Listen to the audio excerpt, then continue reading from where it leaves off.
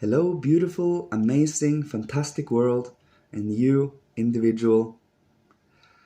Today, I would like to speak about the balance between detached wisdom and earthly human love. They do meet each other at a certain point. To be able to visualize, imagine, and to see the universe with our third eye, with our clairvoyance, consciously, here and now, you can kind of feel the living spiritual forces behind it. And then you combine it with the higher hierarchies that are in relation to morals, ethics, and love. We get to have a certain equilibrated balance between wisdom and love. Called detached wisdom in the earlier times did not have the love I am speaking about today. The love for another fellow human beings that is not in relation to our blood ties or to our country or to our culture and so on. To be individual, to actually see every human being as individual, just as in relation to their culture and to their country and so on, is just as important as seeing yourself as a country or as a culture. To be individual, to actually choose to be a human being, and to be a human being requires work and effort. You have a certain detached, observing, wisdom-filled consciousness, but at the same time fill your heart with love, with reverence and devotion to this wisdom. To not become addicted or overly attached to the materialism, but still love the materialistic physical nature of all of this around us, and know that behind this physical is a spiritual, psychic, and divine realm that is creating this physical. Nothing can just happen by itself. That is obvious.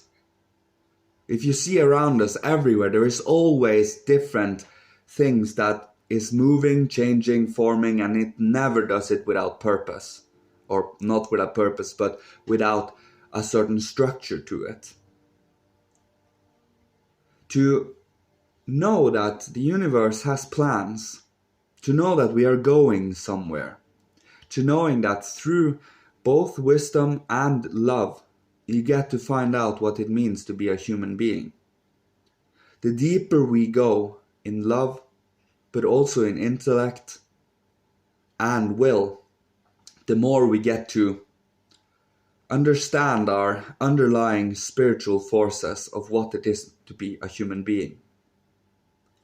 To never neglect the human, to never neglect yourself, to never say you are less than, to never say that you are not important to this world, because everything everyone does affects everything around us. So if we are cultivating certain things today that allows for certain flowers to grow, symbolic flowers, in the future, we are helping all of mankind. If we only use this day, this moment, to self-gratify, to self-enjoyment, to self-satisfaction only, you will reap more of that in the future. And it is not exactly a very popular way of doing things.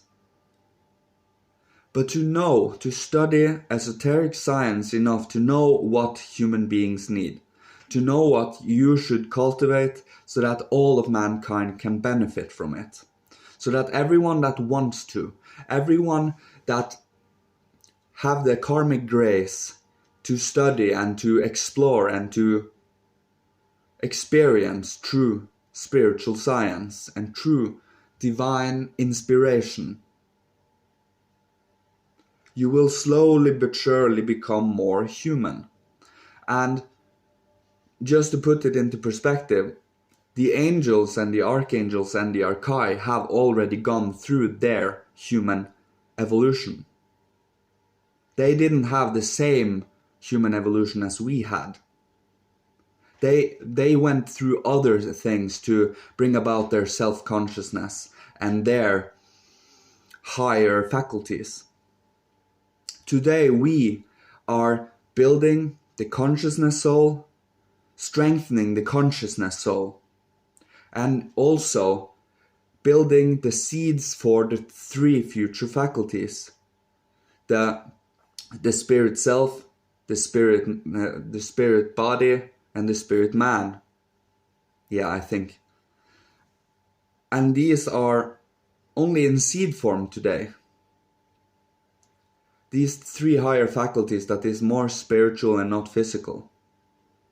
They can't be described in words today because there is no words or concepts or symbols that can describe them in a true way, because it is still seed form. But the more we cultivate, the more we find out what a human being is, and the triune balance we have, the left and the right, and the balance. Just like a scale, you are the middle of the scale, and you are balancing these 2 out. That is the symbol of it. And the more we do so, and the more we immerse ourselves in esoteric teachings, in the many different philosophies, religions, spiritual esoteric sciences, culture, psychology, biology, these different lenses, you get to see how you can see through many of these lenses, but you are not these lenses. You decided to use 1 or 2 of these lenses to see the world through, when we do have a whole lot more to us than that. There are so many different ways to explore and study life. And the more we get to touch upon our inner world in relation to the outer world and another human being, the more we get to feel and to know and to deepen ourselves. We have already matured far beyond what we are supposed to develop beyond ourselves. The detached wisdom, as I said. Today it is important to deepen yourself, to go inside yourself so that you can become more individualistic, unique, and at the same time be a pillar for the future evolution of man. It's so important to have these pillars. If we don't have them, the future will crumble. So to build a moral and ethically and loving and caring and understanding temple to the future, if we have that counterbalance, we will not be all consumed by evil. It will happen in the far future. And to prepare for it is important. But we have to choose it, and we have to sacrifice time, effort, energy, and our being, more or less, to this cause. If no one will do it, things will crumble. If we are doing it slowly but steadily, we will end up having more or less 2 races later. The evil race and the good race. It might sound fantastical. It might sound like some kind of history, some kind of fairy tale. But this is the truth, and you see the rudiments of it already. You already see those that are more or less lovingly and ethically inclined, and those that wants to oppress and to control and manipulate. Those that wants to... Yeah, I don't want to touch too much upon it because it's so depressing. But you understand where I'm coming from here. It is plain as day to see if we observe what is happening.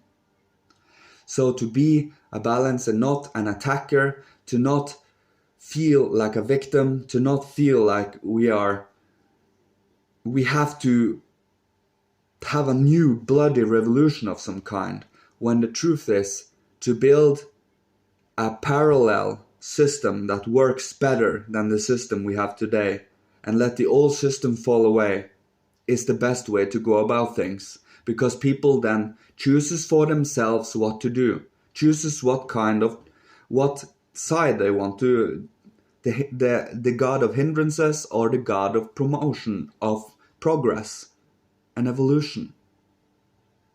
I would rather stick to the gods of evolution, even though we need the hindrance to have a certain, just like when you push a cart up a hill, the more rock you put on it, the stronger you become. It's the same principle. The more pushback we get, the more stronger we become. This is the purpose of the gods of hindrances, or evil as we should call it.